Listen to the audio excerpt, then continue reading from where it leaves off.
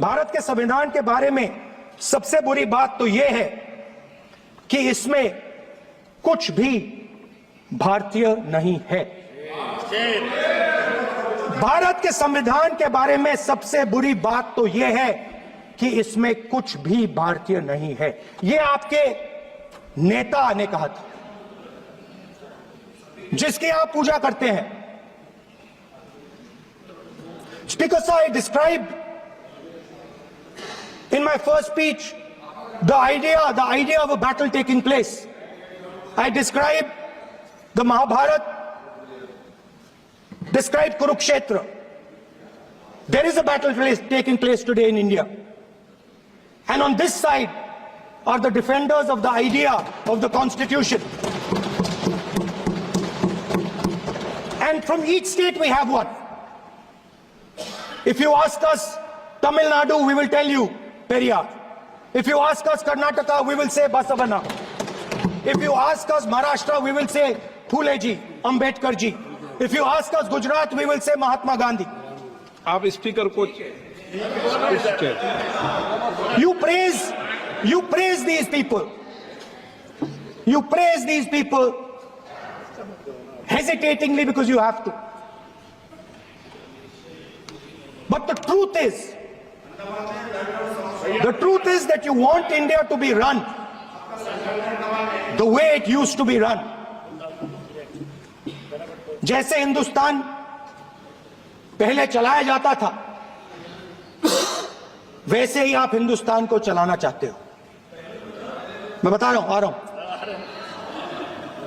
Patience रखिए थोड़ी, इतना एक्साइटमेंट नहीं होना चाहिए। स्पीकर सर, जब मैं छोटा था दिल्ली में, स्पीकर सर, दिल्ली के चारों ओर जंगल हुआ करता था। जो आज यहां रहते हैं उनको ताजुब होगा कि एम्स के बिल्कुल बगल में जंगल शुरू होता था। जहां रेलवे म्यूजियम है वहां पे जंगल शुरू होता था। वैसे ही जंगल में, दोनों नॉर्थ और साउथ, वैसे ही जंगल में हजारों साल पहले एक युवा, 6-7 साल का युवा, हर रोज सुबह उठ के 4 बजे उठ के एक बच्चा, वाह बहुत बढ़िया, एक बच्चा 4 बजे उठ के तपस्या करता था। हर रोज सुबह तपस्या, हर रोज सुबह वो धनुष उठाकर तीर कमान चलाता था और घंटे उसने तपस्या की, सालों के लिए उसने तपस्या की।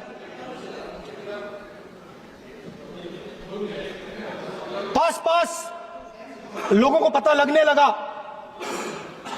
कि लड़का है। यही तो आप नहीं समझ सकते हो, यही तो प्रॉब्लम है। धनुष में तपस्या है, मनरेगा के काम करने में तपस्या है।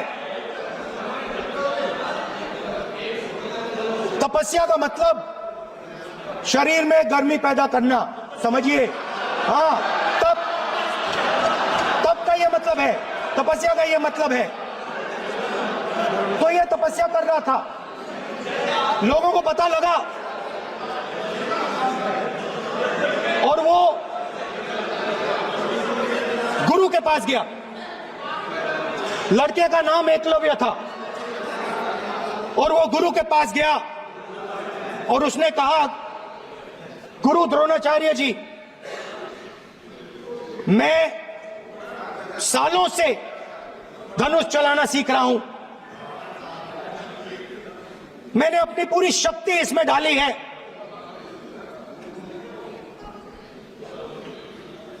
आप मेरी मदद कीजिए, आप मेरे गुरु बनिए। द्रोणाचार्य जी ने एकलव्य को कहा कि आप ऊंची जात के नहीं हो, आप ऊंची जात के नहीं हो, आप द्विजा नहीं हो। मैं आपका गुरु नहीं बनूंगा, यहां से तुम चले जाओ। और एकलव्य चला गया। फिर से एकलव्य ने तपस्या शुरू की, फिर से तपस्या शुरू की। कुछ साल बाद द्रोणाचार्य जी और पांडव उसी जंगल से निकले।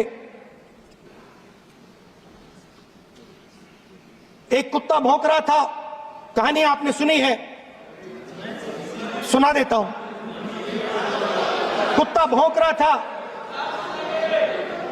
अचानक कुत्ते की आवाज शांत हो गई। द्रोणाचार्य जी और पांडव पास गए और उन्होंने देखा कि तीरों के जाल में कुत्ता फंसा हुआ था। मुंह में तीर था एक, हाँ, मगर कुत्ता तीरों के जाल में फंसा था। एक तीर मुंह में थी, शांत था कुत्ता, मगर कुत्ते को चोट नहीं लगी। एकलव्य ने अहिंसा के साथ कुत्ते को शांत किया था। द्रोणाचार्य जी आते हैं और एकदम पूछते हैं, तुम्हें यह किसने सिखाया? एकलव्य जवाब देता है, द्रोणाचार्य जी, यह मैं सीखा हूं, मैंने तपस्या की है, घंटों मैंने प्रैक्टिस की है।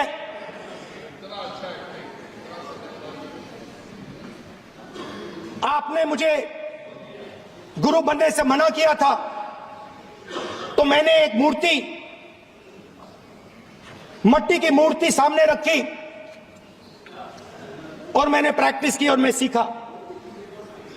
द्रोणाचार्य जी खुश नहीं हुए। द्रोणाचार्य जी ने एकदम कहा, तुम्हें मुझे गुरु दक्षिणा देनी है। नहीं नहीं, ये आपकी स्टोरी है, ये आपकी स्टोरी है। मेरी स्टोरी है कि द्रोणाचार्य ने पूछा।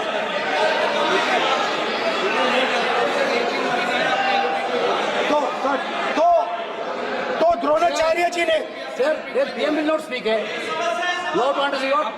If you are not giving order, Prime Minister has to speak. That's what you want. If you are not giving protection, if you are not giving protection to LOP, then Prime Minister has to speak here. I will tell you. We will be very clear. ठीक है sir. माननीय सदस्य, आपको मैंने कई बार कहा, आप धमकी शब्दों में मत बोला करिए। एक मिनट क्या थी? द्रोणाचार्य जी संसदीय ने, कार्य मंत्री बोले, कितना डिस्टर्बेंस कर रहे थे। द्रोणाचार्य जी ने कहा कि मुझे आप गुरु दक्षिणा दीजिए। मेरी स्पीच ले ली आपने। तो द्रोणाचार्य जी ने उनसे कहा कि गुरु दक्षिणा के लिए मुझे तुम्हारा हुनर, तुम्हारा भविष्य, तुम्हारा अंगूठा चाहिए। और एकलव्य ने अंगूठा काट के द्रोणाचार्य को दे दिया।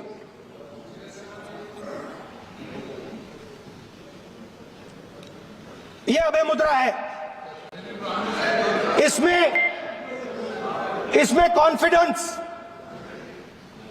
स्ट्रेंथ, निडरता कहां से आती है? हुनर से आती है, इस अंगूठे से आती है। ये लोग इसके खिलाफ हैं। जैसे द्रोणाचार्य जी ने एकलव्य का अंगूठा काटा, वैसे ही आप पूरे देश का अंगूठा काटने में लगे हुए हो। आप जैसे ही एकलव्य का, जैसे द्रोणाचार्य जी ने एकलव्य का अंगूठा काटा, वैसे ही आप हिंदुस्तान के युवाओं का, जैसे ही एकलव्य ने,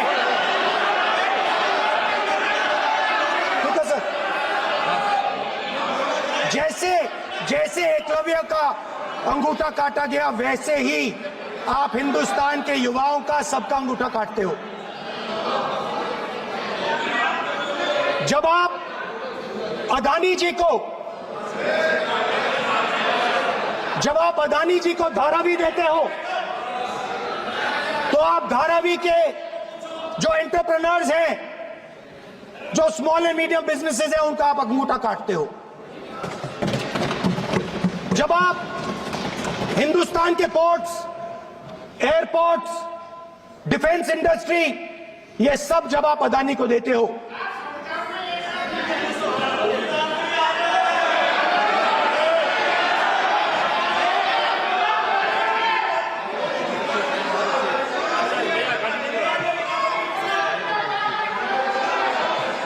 हिंदुस्तान के सारे जो फेयर प्ले बिजनेसेस हैं, जो ईमानदारी से काम करते हैं, आप उन सब का अंगूठा काटते हो जब आप अदानी की मदद करते हो।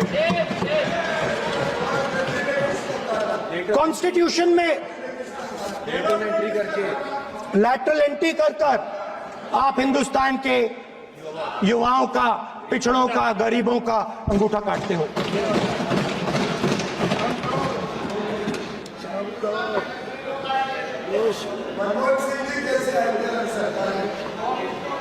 सर, स्पीकर सर, जैसे एकलव्य ने प्रैक्टिस की थी, वैसे ही हिंदुस्तान के युवा सुबह उठकर 4 बजे उठकर अलग अलग एग्जाम्स की तैयारी करते हैं। आपने देखा होगा, पहले हजारों युवा सुबह उठकर रनिंग करते थे, वेट ट्रेनिंग करते थे आर्मी में जाने के लिए। जब आपने अग्निवीर लागू किया तो आपने उन युवाओं की उंगली काटी। जब आप पेपर लीक कराते हो, 70 बार आपने पेपर लीक करवाया है, तब आप हिंदुस्तान के युवाओं के का अंगूठा काटते हो।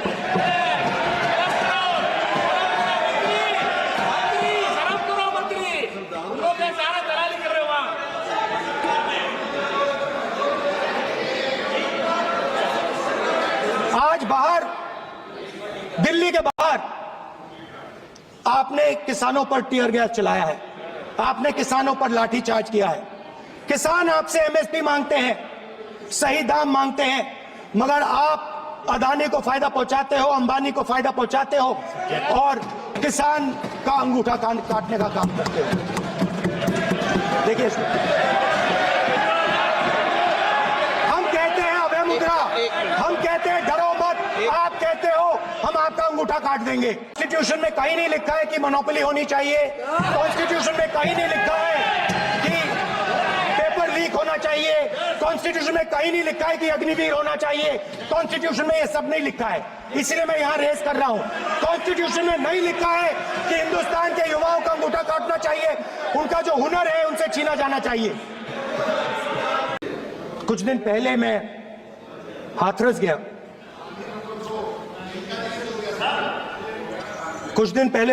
गया। हाथरस में 4 साल पहले एक लड़की का बलात्कार होता है। गैंग रेप होता है। 3-4 लोग गैंग रेप करते हैं। मैं 2-3 दिन पहले उस लड़की के परिवार के घर में गया।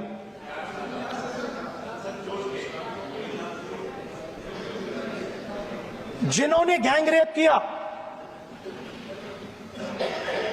वो बाहर घूम रहे हैं और लड़की का परिवार अपने घर में बंद है।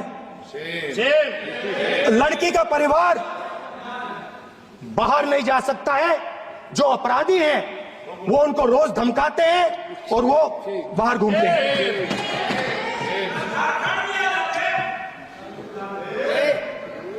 परिवार ने मुझे बताया कि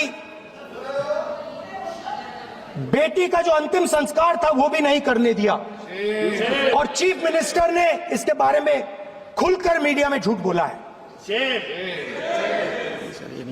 ये कॉन्स्टिट्यूशन में कहां लिखा है? ये कॉन्स्टिट्यूशन में कहां लिखा है कि जो बलात्कार करते हैं वो बाहर रहे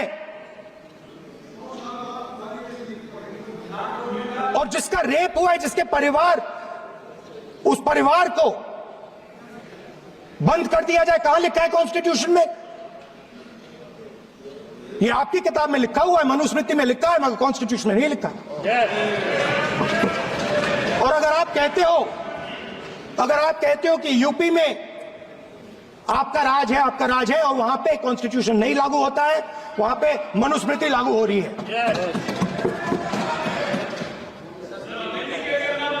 परिवार ने मुझे कहा कि यूपी की सरकार ने उन्हें वायदा किया था, कहा था कि हम आपका रिलोकेशन करेंगे, आपको कहीं और रहने की जमीन देंगे। आज तक 4 साल हो गए हैं, आज तक उनका रिलोकेशन नहीं किया गया है। और हर रोज उन्होंने मुझे फोटो दिखाई, वो बाहर निकलते हैं और जिन्होंने बलात्कार किया वो धमकाते हैं उनको। तो मैं इस हाउस में कहना चाहता हूं कि अंबेडकर जी के संविधान वाले लोग, इंडिया गठबंधन वाले लोग, हम सब मिलकर उस परिवार का रिलोकेशन हम करेंगे, अगर आप नहीं करोगे तो। और हिंदुस्तान के हर गरीब व्यक्ति को हम ये कहना चाहते हैं, आपकी रक्षा कॉन्स्टिट्यूशन करता है। और ये बीजेपी के लोग कॉन्स्टिट्यूशन पर 24 घंटा आक्रमण करते रहते हैं। कॉन्स्टिट्यूशन में लिखा है, prohibition of discrimination on grounds of religion, race, caste, sex or place of birth. The state shall not discriminate against any citizen on grounds only of religion, race, caste, sex, place of birth or any of them. Some days back, youngsters from Sambal came to see me.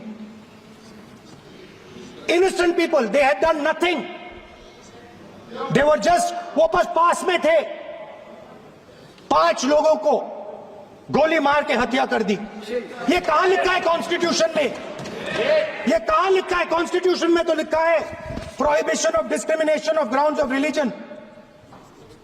और जहां भी आप जाते हो, एक धर्म को दूसरे धर्म से लड़ाते हो, नफरत फैलाते हो। कहां लिखा है कॉन्स्टिट्यूशन में? कहां लिखा है कॉन्स्टिट्यूशन में कि एक धर्म को दूसरे धर्म से लड़ाना है? कहां लिखा है कॉन्स्टिट्यूशन में कि दलित परिवार को बंद करके अंदर रखना है और उनके अपराधियों को बाहर घूमने देना है? कौन से कॉन्स्टिट्यूशन में लिखा है? मुझे दिखाइए। हमारी जो विचारधारा है, इंडिया गठबंधन की विचारधारा है, वो देश में कॉन्स्टिट्यूशन लाई है। हम सब मिलकर कॉन्स्टिट्यूशन की रक्षा करते हैं। अंबेडकर जी ने कहा था, if there is political equality but no social and economic equality, political equality will be destroyed. ये अंबेडकर जी के शब्द हैं और आज ये बात सबके सामने है। पॉलिटिकल इक्वालिटी जो थी वो खत्म हो गई है। हिंदुस्तान के सारे इंस्टीट्यूशंस कैप्चर कर लिए गए हैं। सोशल इक्वालिटी नहीं रही, फाइनेंशियल इकोनॉमिक इक्वालिटी नहीं रही। इसीलिए हमारा अगला कदम जाति जनगणना होगा। हम देश को दिखाना चाहते हैं कि आपने किन लोगों का और कहां कहां अंगूठा काटा है। हम दलितों को, आदिवासियों को, पिछड़ों को, किसानों को, मजदूरों को दिखाना चाहते हैं कि आपने किस किस का अंगूठा काटा है। इसलिए जो मैंने वायदा किया था, इसी हाउस में यहां हम कास्ट सेंसस लागू करेंगे और उसके बाद हिंदुस्तान में एक नए तरीके का विकास होगा, एक नई तरीके की राजनीति होगी। जो मैंने पहले कहा था, जो आपको अच्छा नहीं लगता है, 50% रिजर्वेशन, उस दीवार को हम यहां तोड़ेंगे। 50% रिजर्वेशन की दीवार और जाति जनगणना हम यहां करा के दिखाएंगे। आपको जो कहना है कर लो, कह लो। स्पीकर सर, बहुत बहुत धन्यवाद।